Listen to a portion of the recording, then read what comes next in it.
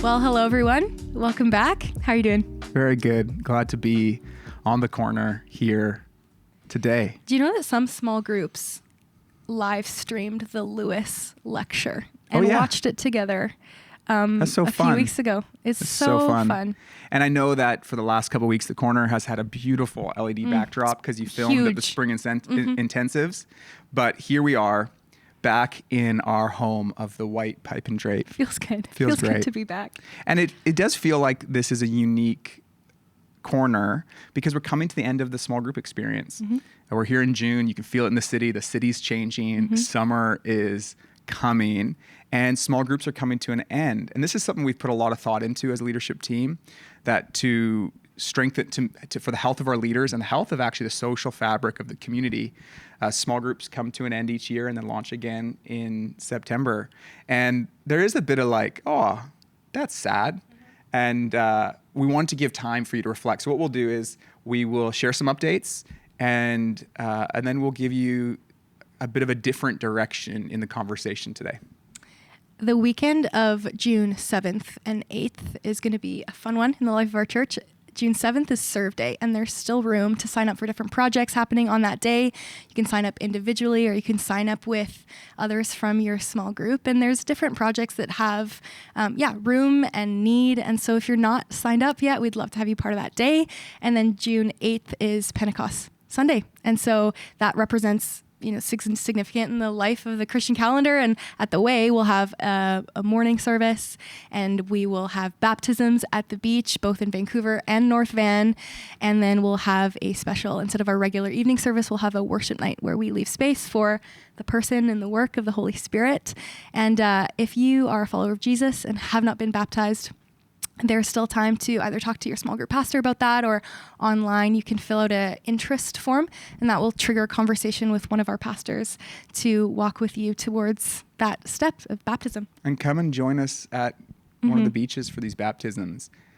I look back on my Christian life and I see how important witnessing people take this step has actually been a ministry to me. It's kind of like, for those that are married, when you attend a wedding, you hear the wedding vows again, it almost like reconnects you, but you see that young love, remember that young love? And you're like, yeah, and it does something in your heart, and I feel that baptisms are really special to watch. And sometimes on a Sunday afternoon, I'm tired from 2 services and I'm like, do I need to go to baptism? And I never regret going because I just find my heart come alive. And then just to be with the Christian community in a setting like that is so unique, not in a church building, on a beach, and seeing this public witness of faith. And so very special day in the life of our church. One more thing.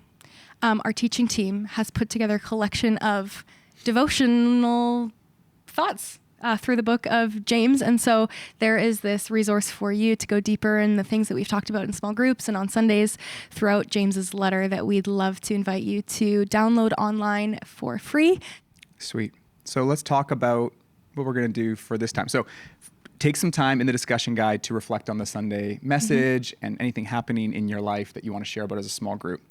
But also take real time to reflect on your experience in small groups this year. Why is that important? What's the significance about the practice of looking back with intention? Yeah. I think that this is something that I struggle with. I'm very much a look forward person and struggle to look back. So I have to schedule in times in my life to look backwards.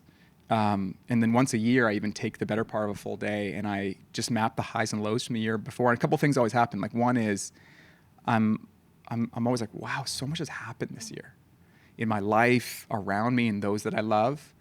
And then you see, I'll even notice oh, God was answering prayers, or God was at work in ways that I couldn't acknowledge in real time, but I can see looking back. And also when it comes to learning, if we, for example, let's say someone attended the spring intensives, heard Daryl for 4 days in a row teach on an intro to the Gospel of John, you might have had 20 moments of wow, what an insight, what a helpful truth.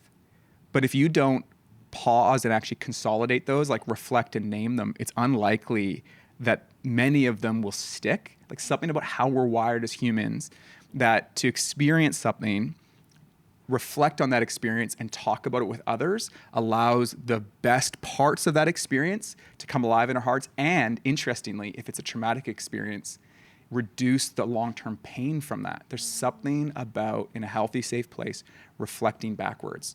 And so what we'd love for you to do today is to reflect on your experience being part of a small group. And we realize that some of you have joined small groups really recently, and so that's it won't be hard awesome. exercise. Like, No. my favorite part was when Last they week. greeted me at the door last week. That's going to be easy. But some of you have been journeying together since September, and lots has been talked about and reflected on and prayed about. And so we want to create that space for you tonight. This week we'll be looking back, and then next week we'll create space for you to look forward and even talk about ways that you want to see God work in your life even throughout the summer as we look ahead. And so that will be the next few weeks in small groups.